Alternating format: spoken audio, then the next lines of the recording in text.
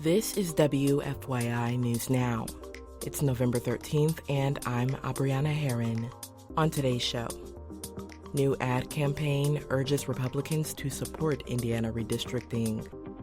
A neighborhood-based initiative to drive tech innovation releases an impact report.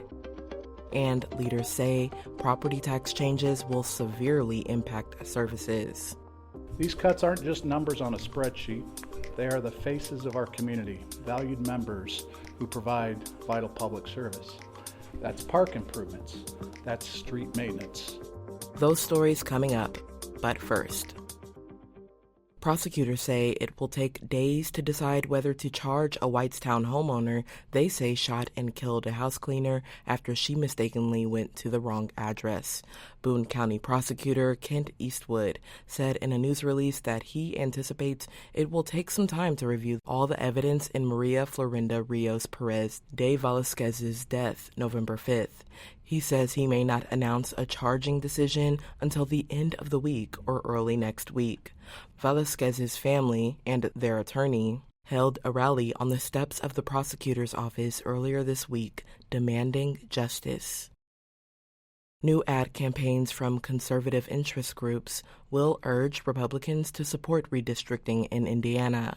As Ben Thorpe reports, the push comes as some state Senate Republicans continue to hold out on their support. President Donald Trump has for months been pushing states, including Indiana, to redraw congressional boundaries to favor Republicans. But Republican leadership in the state Senate has said that there aren't enough votes to support the project, even as Governor Mike Braun has called a session to redraw maps. Now, Marty Obst, chair of the group Fair Maps Indiana, says they're launching an advertising campaign to push Republicans to support redistricting. And I will tell you that as we go along, if members continue to be hesitant or against it, that we'll have no choice but to be more forceful in that message. Another conservative group, Club for Growth, launched a pro-redistricting campaign in Indiana, part of a 7-figure push for redistricting nationwide. I'm Ben Thorpe. State lawmakers are scheduled to take up the issue of redistricting during the first 2 weeks of December. A neighborhood-based initiative to drive tech innovation in the life sciences sector recently released an impact report on its work on Indianapolis's Near West Side. One of the goals of the 16 Tech Innovation District is to expand workforce in the life science industry, including advanced manufacturing. The district provides learning and entrepreneurship programs for youth, aimed to help them develop careers in those fields.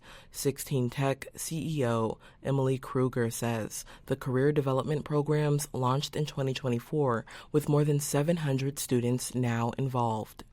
But then we also complement our experiential learning with some hands-on skill building so that there's progress that they can walk away from at the end of the day that also boosts their confidence and interest in these careers of the future. Students from at least 17 middle and high schools across Marion County currently participate, and young adults up to 24 can also join. 16 Tech was conceived as a research community more than 20 years ago. The district aims to build life and bioscience business alongside neighborhood redevelopment. And for our final story today, leaders from towns and cities across the state met in Speedway Wednesday to draw attention to upcoming property tax changes. They say it will seriously impact their ability to provide services. Zach Castle reports. The meeting focused on the Indiana legislature's signature bill from the 2025 session that provided property tax relief to property owners. But the taxes are one of the major sources funding local town and city governments. The officials said that the changes will cut deep into their budgets over the next couple years. Dave Wood is the mayor of Mishawaka and president of Accelerate Indiana Municipalities, a group that advocates for the state's cities and towns. These cuts aren't just numbers on a spreadsheet. They are the faces of our community, valued members who provide vital public service. That's park improvements. That's street maintenance. The local leaders called for the Indiana General Assembly to address the issue in the next year's session. I'm Zach Castle. That's all for today's episode of WFYI News Now. Our podcast is produced by Zach Bundy, with support from the news team at WFYI and public media journalists across the state. Our news director is Sarah Neal Estes. Kendall Antron produced our music, and I'm your host, Aubriana Herron. If you like today's episode, remember to subscribe and share, and follow WFYI on Instagram, TikTok, Facebook, and YouTube to check in on our newsroom throughout the day.